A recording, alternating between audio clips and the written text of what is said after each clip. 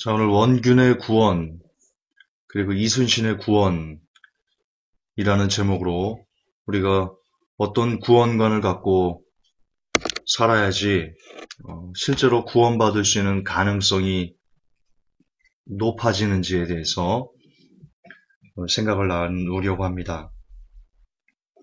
여러분, 명량이란 영화 보셨습니까?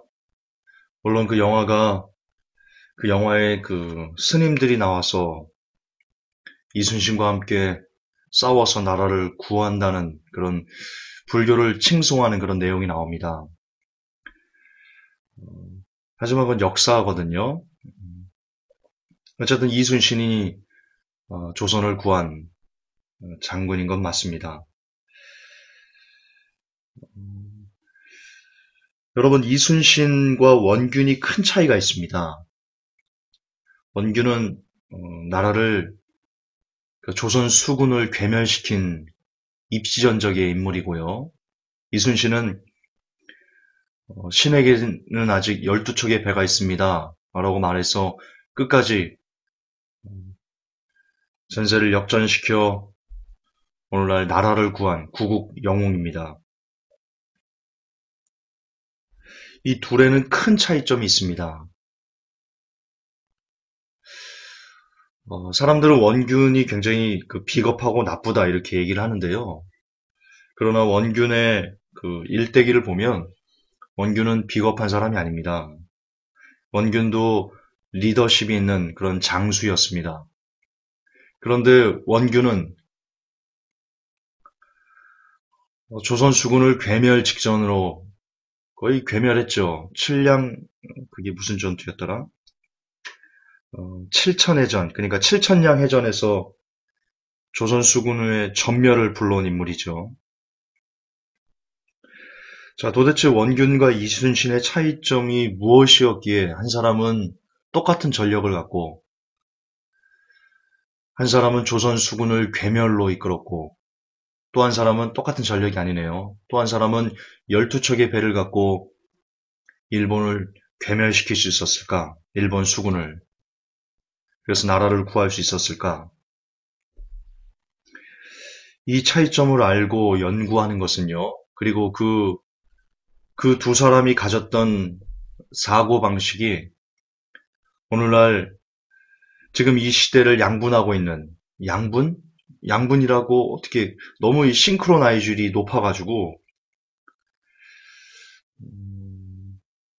어쨌든 지금 현대 크리스찬들이 갖고 있는 그 구원론과 굉장히 흡사합니다. 여러분 원균은 엄청난 어쨌든 그 많은 수의 병력을 갖고 있었습니다. 배도 많았고요.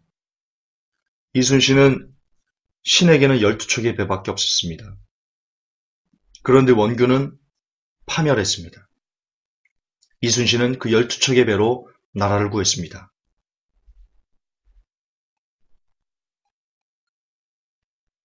그게 오늘날 현대 구원론과 닮았다니까요.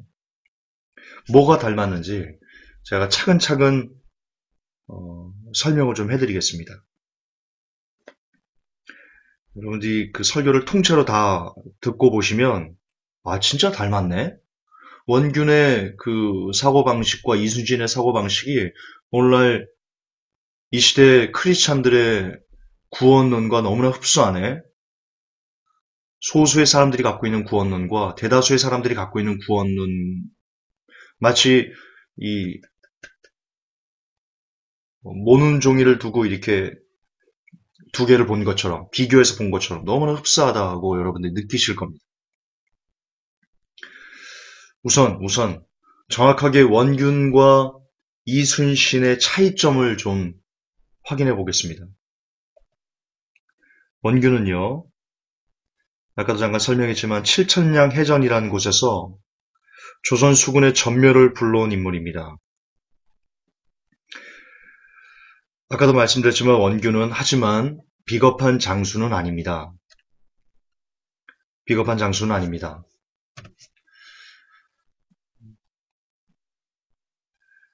그러나 원균은 이순신과 뭐가 달랐냐면 원균은 무관 출신이었고요. 굉장히 저돌적인 사람이었습니다. 왜 무관들이 그 쓸데없는 자존심이 아주 강합니다. 나는 다 할 수 있어. 나는 다 정복할 수 있어. 이 조선, 물길도 알고, 지리적 이점도 우리가 다 알고, 우리가 조선, 저 일본인들에 비해서 못할 게 뭐야. 병력수도 이만큼이면 충분하고, 내 나라 내 땅인데, 이렇게 아주 내 나라 내 땅이라는 자부심, 이걸로 아주 원균은 자신만만했습니다. 그래서 무대포적이었습니다. 무대포. 그래서 근거 없는, 혹은 근거 없다라기보다는 현실감을 잃은 그런 지나친 긍정이 바로 원균이 가졌던 사고방식이었습니다. 지나치게 긍정적이었습니다. 현실감을 잃은. 그냥 싸우면 다 격파할 수 있어. 아까도 강조했지만 물길 알아. 지리도 알아. 일본이 이렇게 쳐들어오면 뒤로 우회해가지고 이렇게 치면 되지. 이렇게. 너무나 단순하게 전쟁을. 여러분 전쟁이 뭡니까? 목숨을 걸고 네가 죽어 내가 죽어. 지금 그런 거지 않습니까? 까딱 잘못하면 한순간에 죽을 수 있는 것이 전쟁입니다. 굉장히 살얼음판을 걷듯이 걸어가야만 하는 이 전쟁에 원균은 지나치게 현실감을 잃은 긍정으로요. 아주 저돌적으로 자신만만해서 무대포로 그렇게 쳐들어갔다가 혹은 방어했다가 전쟁을 시작했다가 대패를 했습니다. 이게 원균이 패배한 이유입니다. 원균이 비겁해서 패배한 것도 아니고요. 무식해서 패배한 것도 아니고요. 리더십이 없어서 패배한 것도 아니고요. 원균이 패배한 본질적인 이유는 그가 교만했기 때문입니다. 자만했기 때문입니다. 반면 여러분 이순신은요.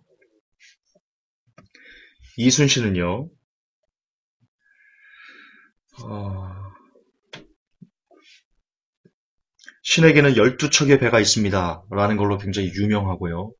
선조가 도망쳤죠. 백성들 다 버리고 지 혼자 살겠다고 도망쳤던 왕이죠. 그래서 자기가 도망친 것을 무마시키려고요. 그러니까 어쩔 수 없었다. 도망갈 수밖에 없었다라는 것을 당위성을 합리화하기 위해서 이순신에게도 올라와라. 못 막는다. 일본군 못 막는다. 올라와라. 다 포기하고 올라와라. 그렇게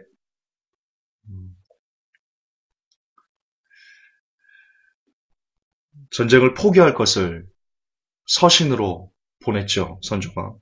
그때 이순신이 유명한 글을 썼습니다. 신에게는 아직 12척의 배가 있습니다.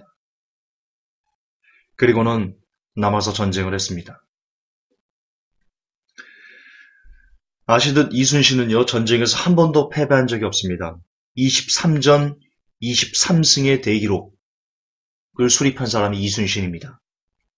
이순신은 제갈공명에 비견되는 한국의 입지전적인 인물입니다. 그런데요. 이 이순신은 원균이 가졌던 성품과 아주 극과 극이었습니다. 이순신은 무모하지 않았고요. 저돌적이지 않았습니다. 자신만만하지 않았습니다. 무대포적이지 않았습니다.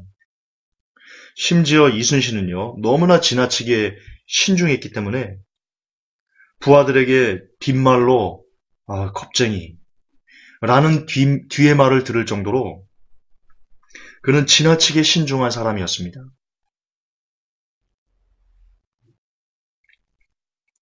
그는 어떤 사람이었냐? 전쟁에서 실패할 확률들이 있지 않습니까? 실패할 가능성들이 있지 않습니까? 그 실패할 가능성이 있는 대로 다 그 가능성을 끄집어냈습니다. 예를 들어서 전쟁 시나리오, 실패할 시나리오의 가능성이 100가지다. 그럼 100가지 실패할 가능성을 다 끄집어냈습니다.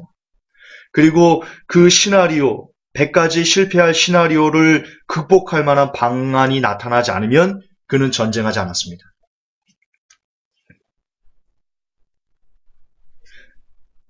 1번부터 100가지의 시나리오 중에 99가지의 시나리오 해결책을 다 했을지라도 단 한 가지의 실패할 시나리오가 있으면 그는 움직이지 않았다고 합니다. 그래서 100가지면 100가지, 1000가지면 1000가지, 10,000가지면 10,000가지, 그 10,000가지의 모든 것을 다 극복할 수 있는, 이 실패를 극복해서 전세를 역전시킬 수 있는 방안을 서야지만 비로소 움직였던 장수 이순신입니다. 그렇기 때문에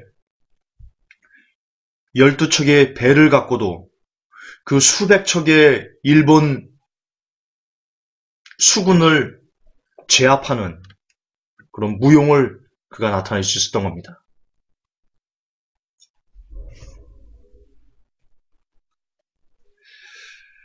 이순신은 현실을 직시하는 긍정을 가졌던 사람입니다. 회복교에 대해서 약간 오해하는 부분이 있습니다.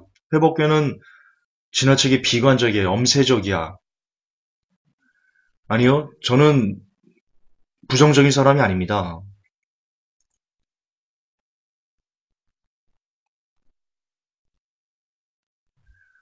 저는 희망과 소망이 크리스찬에게 있다라고 생각하는 사람입니다. 이렇게 교회 시대가 끝나가는 시점에도 크리스찬들에겐 진짜 소망이 있다라고 생각하는 사람입니다. 그리고 그것을 설교 때 누차 여러분들에게 강조해 왔습니다. 제가 말씀드리는 긍정은요, 예수님입니다. 이 현실을 보았을 때 아무런 긍정할 만한 어떤 그 시나리오가 없습니다. 저는 그렇게 봅니다. 우리가 바라볼 오직 하나의 현실적인 긍정은 예수님밖에 없다. 회복교회가 강조하는 것은 그겁니다. 여러분, 이순신이 했던 긍정과 이순신이 실패할 모든 가능성에 대해서 그것을 극복할 만한 해결책을 제시하고 전쟁을 이기기 위해서 긍정했던 이런 현실을 직시했던 긍정과 오늘날 회복교회가 설교를 통해서 여러분들에게 드리는 긍정은 맥을 같이 하는 아주 동일한 긍정입니다. 아주 아름다운 그리고 괜찮은 긍정입니다. 여러분, 원균과 이순신이 가졌던 이 두 사람의 근본적인 차이를 아시겠습니까? 근본적인 차이는요, 한 사람은 교만했고 한 사람은 겸손했다는 겁니다. 차이는 거기 있습니다. 아까도 말씀드렸지만 원균은 지역이 조선이고 물의 길도 알고 지형도 알고 병력도 많고 모든 것이 나에게 유리해. 따라서 내게 실패 따위는 없어.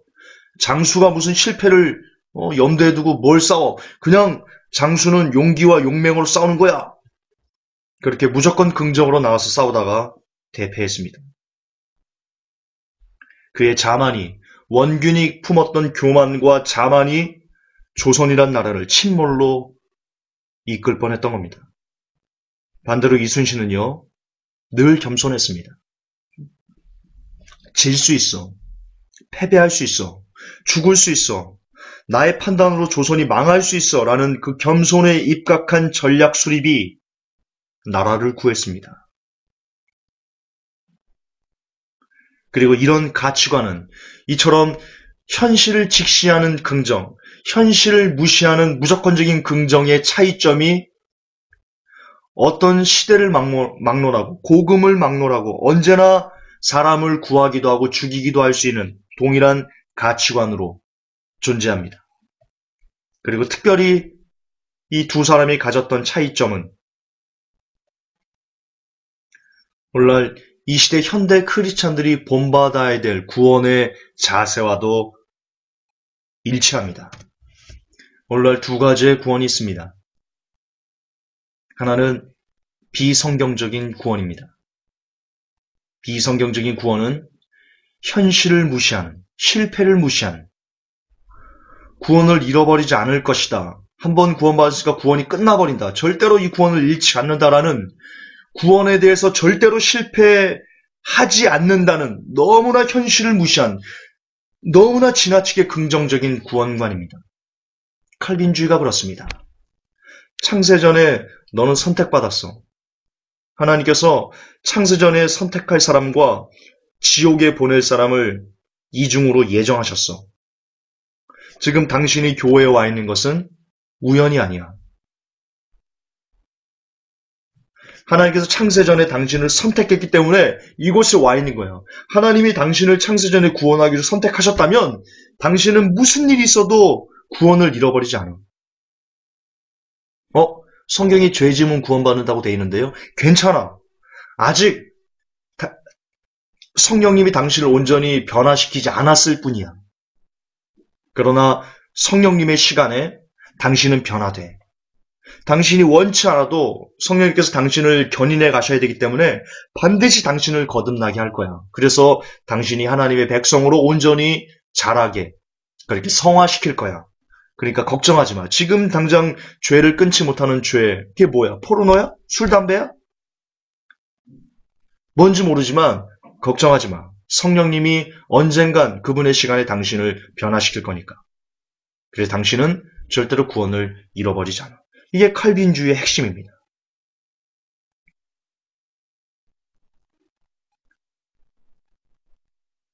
지금 이 시간에도 이런 식의 구원 교리를 교회 목회자를 통해 여러분들은 배우고 있습니다.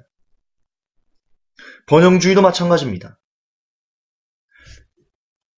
하나님의 자녀라면 하나님의 자녀의 권세를 받아야 돼. 누구보다 높은 곳에 앉을 수 있고 그 사람들을 다스릴 수 있는 사람이 되는 것이 바로 하나님의 뜻이야. 사랑의 마케팅 전법도 그렇습니다. 하나님께서 당신을 사랑하시기 때문에 구원하신 거야. 십자가에 달려 돌아가신 거야.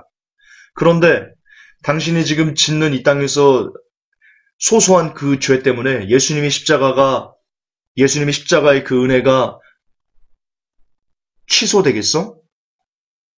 사랑의 하나님이 그 은혜를 취소하겠어? 그럴 일 없어. 라고 말하는 사랑의 마케팅 전법. 이처럼 너무나 쉬운 구원. 그냥 입으로 시인하면 구원이 끝나버리는 구원. 삶과는 전혀 상관없이 그냥 입으로 시인만 하면 구원이 끝나버리는, 머리로 받아버리는 구원. 머리로 이해해버리는 구원. 한 번 구원, 영원한 구원. 절대로 구원을 잃어버리지 않아. 구원에 대해선 무슨 짓을 해도 실패하지 않아. 이 구원관이 무엇과 닮았습니까? 원균의 사고방식과 너무나 닮았습니다. 원균은 무슨 짓을 해도 이길 수 있어. 이 정도 병력이면 조선 내 나라 땅이고 내가 지형 물길 다 알고 이렇게 용맹한 장수들이 있는데 이 정도면 일본 저 일본 나부랭이들 말이야. 그냥 목을 쳐버릴 수 있어. 라는 근거 없는 자신만의 세계에 빠진 허영심의 자신감. 그것이 나라를 수렁으로 밀어넣었듯이 마찬가지입니다. 성경에 근거하지 않은 어떤 신학자와 어떤 목회자와 어떤 교리에 입각한 구원에 관한 지나친 망상이 오늘날 기독교를 수렁으로 몰아넣고 있습니다. 위에서 말씀드린 칼빈주의, 번영, 사랑의 마케팅, 너무나 쉬운 구원은 전혀 성경적이지 않습니다. 그동안 횟수로 5년 동안 이것이 성경적이 아니라는 것을 정말 수백 편의 설교를 통해서 증명하고 변증했습니다. 여러분들이 증인이십니다. 회복교 성도 여러분들이 그 증인이십니다. 전혀 성경적이지 않습니다. 그럼에도 불구하고 이것을 마치 성경에 집약된 핵심 진리인 양 근거 없는 구원에 관한 지나친 망상으로 오늘날도 성도를 영원한 지옥으로 보내고 있습니다. 칼빈주의, 번영, 사랑의 마케팅, 한 번 구원, 영원한 구원, 이것은 다 무엇에서 기인하는 것이냐? 바로 교만에서 기인하는 겁니다. 나는 구원을 잃지 않아. 나만큼은 구원을 잃어버리지 않아. 라는 교만. 당신이 뭔데요? 당신만 하나님 앞에 특별한 사람이에요?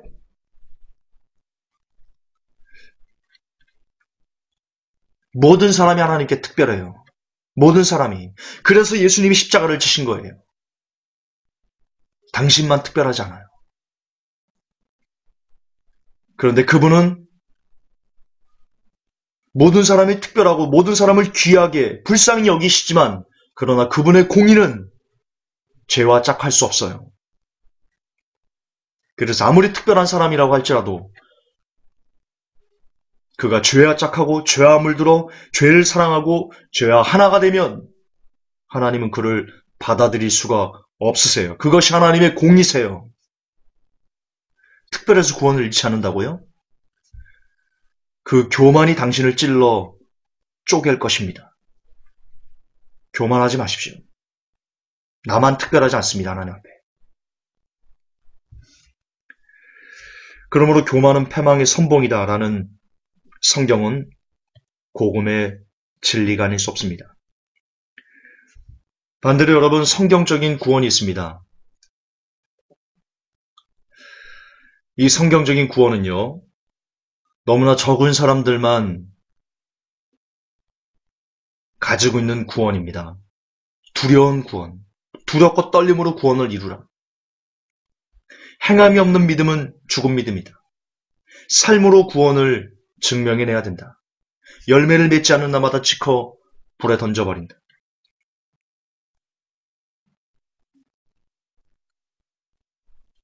잃어버릴 수 있는 구원, 완성해 가야 되는 구원. 여러분, 이 구원은 모두 다 성경에 있는 내용들입니다. 분명 사도 바울이 빌립보서에서 그런즉 나 없을 때에도 더 두렵고 떨림으로 너희의 구원을 이루라라고 빌립보서 2장에서 말하고 있고요. 행함이 없는 믿음은 그 자체가 죽은 것이다라고 야고보에서 말하고 있고요. 삶으로 구원을 증명해내야 된다라고 사도 바울과 그리고 제자들은 끊임없이 얘기하고 있고요. 열매를 맺지 않는 놈마다 찍혀 불에 던져진다고 예수님께서 말씀하셨고요. 여러분, 이룰 수 있는 구원에 대해서는 이겁니다. 망대가 무너져 유대인들이 죽었습니다. 그걸 보고 제자들이 예수님께 물었습니다. 예수님, 저 사람들이 죽은 이유가 죄가 많아서입니까? 그때 예수님께서 뭐라고 말씀하셨습니까? 저들이 죽은 게 너희들보다 특별히 더 죄가 많아서 죽은 게 아니다. 너희들도 회개치 않으면 저와 같이 망하리라 라고 되어 있습니다. 거기서 망하리라가 제가 원어로 어떤 의미라고 말씀드렸습니까? 예, 지옥 간다라는 의미라고 말씀드렸습니다. 히브리서는 얘기합니다. 약속의 땅에 들어갈 약속을 받은 사람이라 할지라도 그것에 이르지 못할까 두려워해야 된다. 하나님께서 로마서에서 원가질도 아끼지 않았은즉 너희들도 아끼지 않으시리니. 그러므로 높은 마음을 품지 말고 도리어 낮은 마음을 품어라. 너희들 구원 이룰 수 있다. 구원은 완성하는 것이다. 마지막 천국에서 주님을 보면 구원이 끝난 것이고 죽어서 눈 떠서 지옥 뿌리면 구원을 잃은 것이다. 이처럼 구원은 이 땅에서 완결할 수 없는 것이다. 성경은 그렇게 이야기하고 있습니다.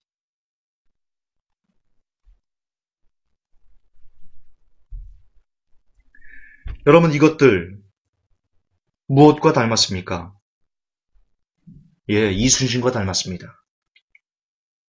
이순신은 신중하고 또 신중해서 모든 실패에 관련된 경우의 수, 가지의 수를 모두 다 끄집어내서 그 실패를 성공으로 바꿀 수 있는 전략을 수립하지 않으면 움직이지 않았습니다. 전쟁하지 않았습니다. 싸우지 않았습니다.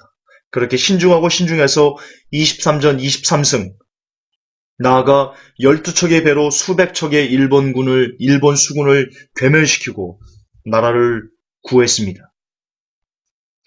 그랬던 이순신의 승리 방정식이 바로 오늘날 성경에서 강조하는 구원의 방법과 너무나 닮았습니다. 자, 두려운 구원, 떨리는 구원, 행함 있는 구원, 잃어버리는 구원, 열매를 맺어야지만 구원. 이것이 뭡니까? 구원에 대해서 실패할 수 있는 가능성을 모두 다 나열하고 그 구원에 대해 실패할 수 있는 그 가능성을 모두 다 회복할 수 있는 온전히 구원을 이룰 수 있는 방법들을 나열한 겁니다. 성경은 그렇게 되어 있습니다. 구원에 대해서. 마치 이순신이 실패할 방법들을 성공으로 바꾸려고 애를 썼던 것처럼 너무나 많이 닮아 있습니다. 그렇습니다. 오늘날 성경에서 말하는 구원은 바로 겸손한 구원입니다. 겸손한 구원입니다.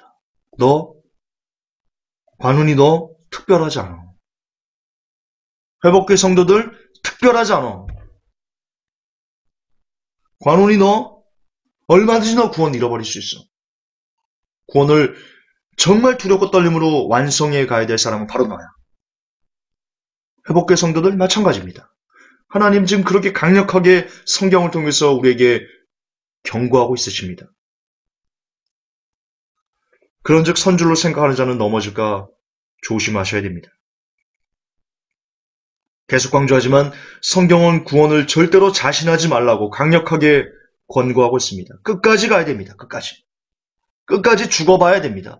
구원은 죽어봐야 합니다. 그러다 반복하지만 죽어 눈 떴을 때 예수님 보이면 구원 받으신 거고, 죽어 눈 떴을 때 지옥 불이면 여러분 구원을 완성하지 못한 것입니다. 그 신뢰를 좀 들어드리겠습니다. 사도 바울의 오른팔 왼팔 중 하나였던 데마가 있습니다. 디모데후서 4장 10절, 디모데후서 아시죠? 사도 바울의 마지막 서신입니다. 거기에 마지막 서신에 데마가 나오는데요. 이렇게 기록되어 있습니다. 4장 10절에 데마는 이 세상을 사랑하여 나를 버리고 데살로니가로 갔고, 세상을 사랑해서 바울을 버렸답니다. 무슨 뜻입니까? 예, 구원을 버린 겁니다. 여러분, 사람이 자신의 의지로 하나님께서 주신 구원을 버릴 수 있습니다. 여러분, 그게 성경이 되니까요. 저는 너무 답답합니다. 너무 답답. 그동안 너무 여러분들이 성경 아닌 것에서 구원의 교리를 배워와가지고, 이렇게 말하면, 저 알미니안주의자, 저 이단 봐라. 김조수 이단 알미니안주의 얘기하는 거 봐라. 이렇게 막 매도를 해버립니다.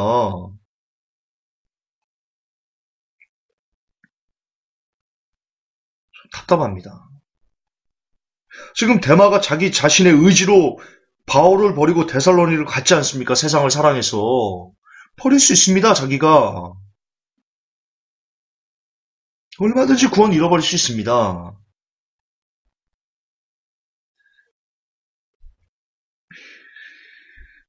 정말 여러분들이 칼빈주의만 버릴 수 있으면, 칼빈주의식 사고방식, 구원론만 버릴 수 있으면, 제가 나열한 두려운 구원, 떨리는 구원, 행함이 있는 구원, 삶으로 증명하는 구원, 열매 맺는 구원, 이룰 수 있는 구원, 완성하는 구원에 대한 이 개념들이, 이게 다 성경에 있는 개념들이거든요. 그냥 여러분 가슴에 이렇게 새겨질 수 있어요. 반면에 위에서 보세요. 칼빈주의, 번영, 너무나 쉬운 구원, 한 번 구원, 영원한 구원, 절대를 잃지 않은 구원. 이게 성경이 있어요? 성경이 없어요. 그동안 제가 수백 편의 설교를 통해서 여러분들에게 증명해 드렸어요. 성경이 없어요. 단 1%도 이런 개념이 없어요, 성경에. 근데 오늘날 너무나 많은 목회자는 이게 성경이라고 가르치고 있어요. 그리고 반대로 여기서 나온 두려운 구원, 떨리는 구원, 행함 있는 구원, 삶으로 열매 맺는 구원, 이룰 수 있는 구원, 이게 비성경이래요. 이게 이단이래요. 미치겠어요, 진짜. 성경에 버젓이 나온 것은 이단이라고 말하고 성경에 전혀 나오지 않은 개념은 성경이라고 떠받들고 있어요. 이게 돌아버렸어요. 여러분, 한국교회가 돌아버렸어요. 한국교회 목회자들 절대소수가 돌아버렸다고. 이게 완전 정신들이.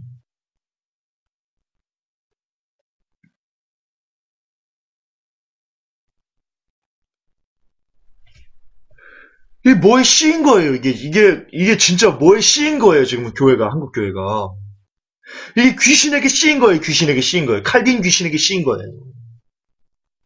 그러지 않고는 성경에 너무나 뚜렷하게 나와 있는 두려운 구원, 떨리는 구원, 행함 있는 구원, 삶으로 증명하는 구원, 열매 맺는 구원, 이룰 수 있는 구원, 완성하는 구원에 대해서 이것을 이단이다, 알미니안주의다라고 말할 수가 없어요. 무엇에 쉬지 않고는.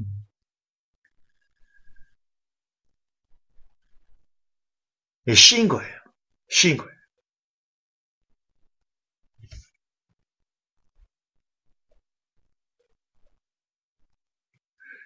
여러분, 이순신은 12척의 배로 수백 채 일본 수군을 괴멸시켰어요.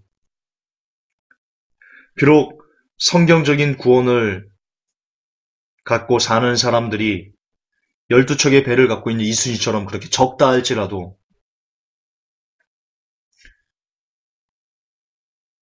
그러나 그것이 모든 실패를 염두에 두고 그 실패를 극복할 수 있는 현실을 직시한 긍정일 때 그 12척의 배로도요, 얼마든지 구원에 이를 수 있어요. 지금 이 시대는 비성경적인 구원을 거의 90% 이상의 사람들이 비성경적인 구원을 구원이라고, 온전한 성경적인 구원이라고 생각하면서 시대를 살아가고 있어요. 그것이 옳다라고 그렇게 인정하면서 살고 있어요.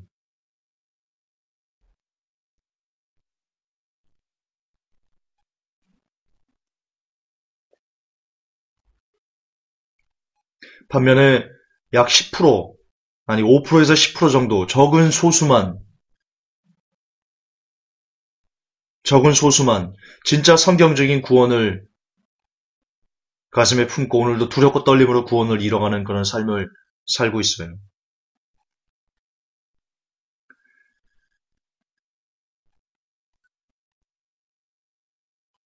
그러나 결말은 아무리 많은 절대 다수의 구원론이라고 할지라도 그것이 현실을 망각한, 다시 말해서 성경을 벗어난 근거 없는 긍정이라면 결국 그들의 끝은 괴멸이에요. 전멸이에요. 반면에 아무리 적은 무리가 가지고 있는 성경적인 구원론이라고 할지라도 그것이 성경에 기반을 한 근거가 뚜렷한 구원론이라면 그 적은 무리의 끝은 구원이에요.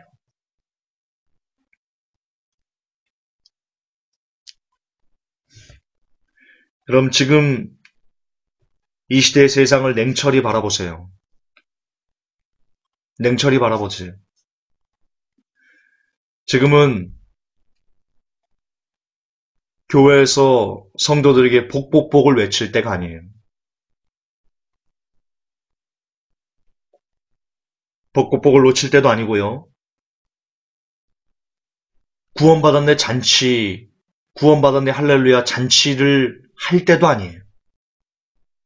제가 지금 세상이, 특히 교회가 어떤 위기를 갖고 있는지 짤막하게 여러분 설명을 드리려고 하는데요.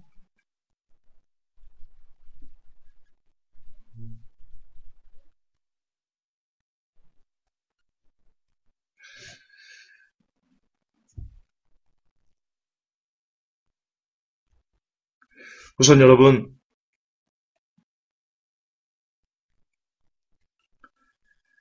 원고대로 좀 하겠습니다. 지금 시간을 제가 지금 저울질을 좀 하고 있는 건데,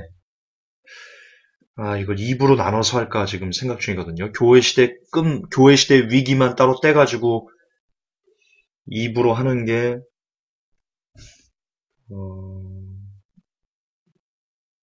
낫겠습니다.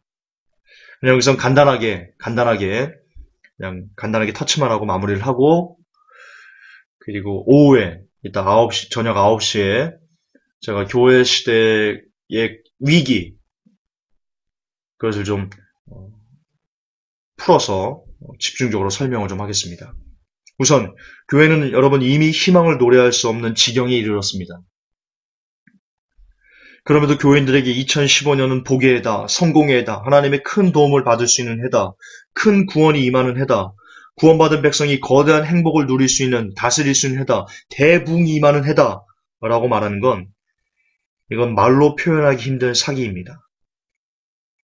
지금 교회가 어떤 위기에 놓였는지, 성도들이 어떤 위기에 놓여있는지 짤막하게 몇 가지만 보고 이따 오후에 집중적으로 교회 시대가 직면한 위기를 설명을 좀 드리겠습니다. 우선 교회의 빚을 좀 보겠습니다. 여러분 한국교회가 통계적으로 이게 2012년 통계입니다. 2014년, 15년, 횟수로 3년이 지났으니까 빚이 더 많이 폭증했을 것은 뭐 말할 필요가 없습니다. 어쨌든 2012년 통계만 갖고 봐도요. 대략 5조 가까이 한국교회가 돈을 빌렸습니다. 1조가 1만억입니다. 1만억.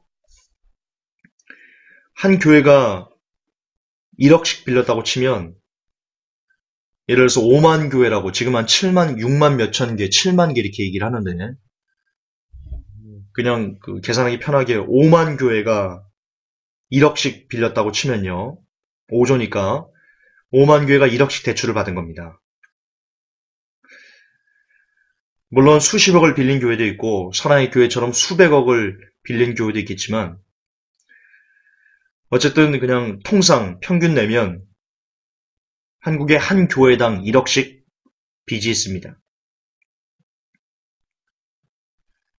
이런 상황에서 여러분 이따 오후 9시에 그 교회 위기, 교회가 당면한 위기를 들으시면 알겠지만 그 중에 부동산 버블 붕괴가 나올 겁니다. 부동산 버블이 꺼지고 혹은 미국의 금리가 오르면 알겠지만 성도들이 직장을 잃어버릴 위기, 그리고 가정이 해체될 위기, 그로 인해서 헌금이 너무나 급속하게 줄 겁니다. 그런데 이미 1억씩 빚을 낸 교회들, 그 월세를 뭘로 갚고 있습니까? 그 빚을 뭘로 갚고 있습니까? 예, 그 빚을 교인들이 헌금으로 갖고 있는 겁니다. 지금 어떤 그 목회를 하면서 자비량으로 돈을 버는 목사님들 거의 없습니다. 거의 없습니다. 오직 그들은 성도들이 내는 헌금에 거의 목을 매다시피 하고 있는 이런 시점에 교회는 이미 각 교회마다 한국 교회는 이미 1억 원씩 빚이 있는 상황입니다. 2012년에 이미 그러고 있는 상황입니다. 그 빚으로 뭐 리모델링도 하고 뭐 개척교회도 하고 뭐 집기도 들여놓고 뭐 이런 여러 가지 일들을 했겠죠. 뭐 이전하기도 하고 여러 가지 했겠죠. 어쨌든 그런 상황에서 부동산 버블 붕괴가 오면서 가정의 회체 그리고 그 성도들의 일자리의 위기 이런 성도들이 혼란하게 되어지면 성도들이 11조를 제대로 할 수 없게 됩니다. 헌금도 물론 제대로 할 수 없게 되죠. 그럼 그랬을 때 그거와 함께 금리 인상이 같이 맞물리면 여러분 교회 엄청 많은 교회가 파산에 이르게 되고요. 교회는 속속 경매로 나오게 됩니다. 그리고 그런 위기가 곧 정말 현실로 당도해 있는 그런 시대를 우리가 살고 있습니다. 지금 교회 위기입니다, 그게. 이따가 제가 지금 너무 단순하게 얘기했지만, 이따가 그 메커니즘을 조금 더 자세하게 여러분들에게 풀어드리면, 소름이 돋을 겁니다. 또한 우리는 지금 개독교라는 욕을 먹고 있습니다. 영상을 제가, 보여줄, 지금 시간 때문에 좀 그렇고요. 소금물 관장 아시죠? 회복기에 올라와 있는 거. 항문에 소금물로 넣어가지고 모든 암병을 다 고칠 수 있다. 이 사람들이 이 목사 부부인데요. 이분들이 40억을 해먹었습니다. 이걸로. 6년 동안. 난립니다. 사람들 지금. 그리고 손님은 왕이라지만 VIP 목사가 수천만 원씩 옷을 사고 그리고 그 옷에 대해서 어떤 잘못된 그 종업원의 실수를 완전 포악하게 1시간 동안 무릎을 꿇리고 막 폭언을 하면서 목사가 이러는 모습을 보면서 오늘날 기독교라고 하면 아주 그냥 치를 떠는 그리고 어제인가요? SBS 그것이 알고 싶다 해서 홍혜선 씨 나왔더라고요. 회복교회 성도 메시지를 듣는 사람들 중에도 여전히 홍혜선 씨를 옳다라고 인정하는 사람들이 있습니다. 제 귀에 들려옵니다. 정신 차리셔야 됩니다. 지금 홍혜선 씨 때문에 더 이상 기독교가 어떻게 회생할 수 없을 정도의 그 타격을 지금 받고 있습니다. 그 사람 말을 듣고 너무나 많은 사람들이 그 해외로 도피했는데 그래서 SBS 취재진이 홍해선 씨하고 인터뷰를 했습니다. 자, 당신 말을 듣고 해외로 도피해가지고 지금 너무 극심한 빈곤의 삶을 사는 사람들, 그들에 대해서 어떤 마음을 갖고 있습니까? 어떤 책임감이 좀 있습니까? 물었더니 홍해선 씨가 뭐라고 대답한 줄 아십니까? 내가 그 사람들 일일이 똥기저귀까지 갈아주는 사람입니까? 자기들이 선택해서 자기들이 알아서 간 건데 그걸 나한테 책임을 물으면 어떻게 합니까? 그렇게 얘기를 하고 있습니다. 그게 뭐와 같은 얘기인 줄 아십니까? 정말 그 사람은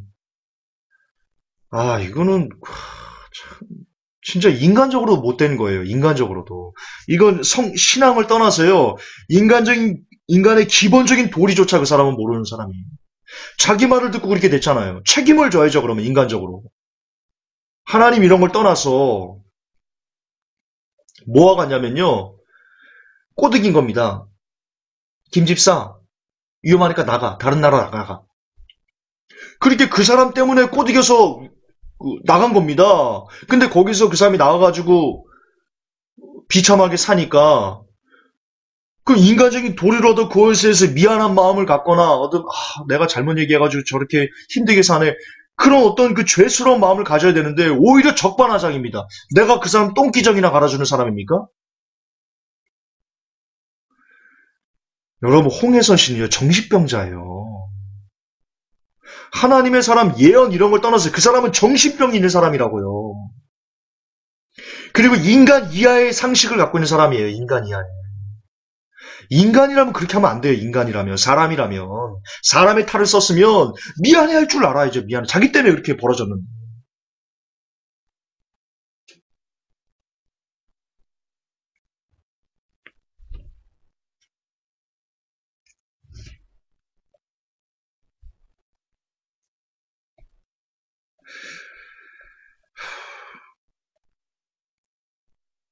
어쨌든 이처럼 지금 우리의 상황은요.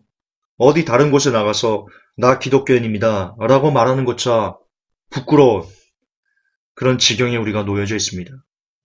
그럼에도 난 구원받았어. 난 한 번 받은 구원을 영원히 잃어버리지 않아. 할렐루야 라고 떠들 수 있습니까?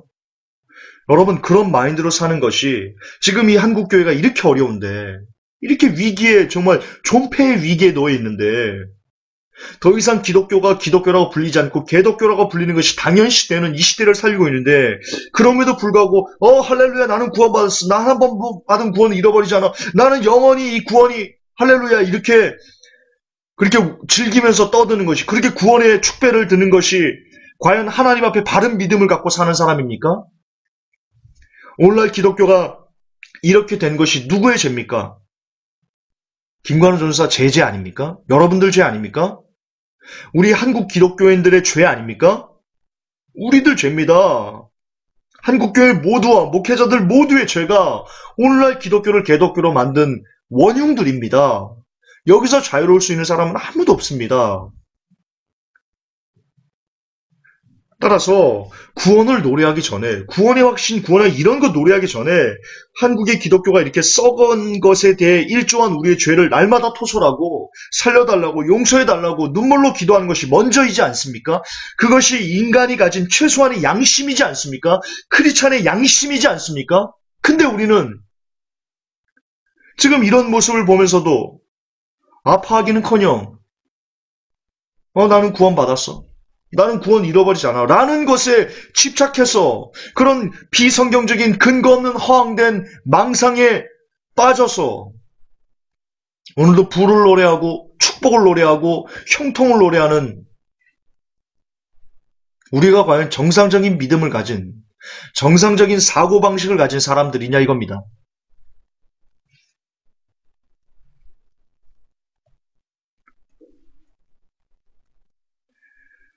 여러분 부디 구원에 대해 잘난 척하지 마십시오. 언제 그렇게 잘난 척하다 훅 한 번에 날아갈지 모릅니다.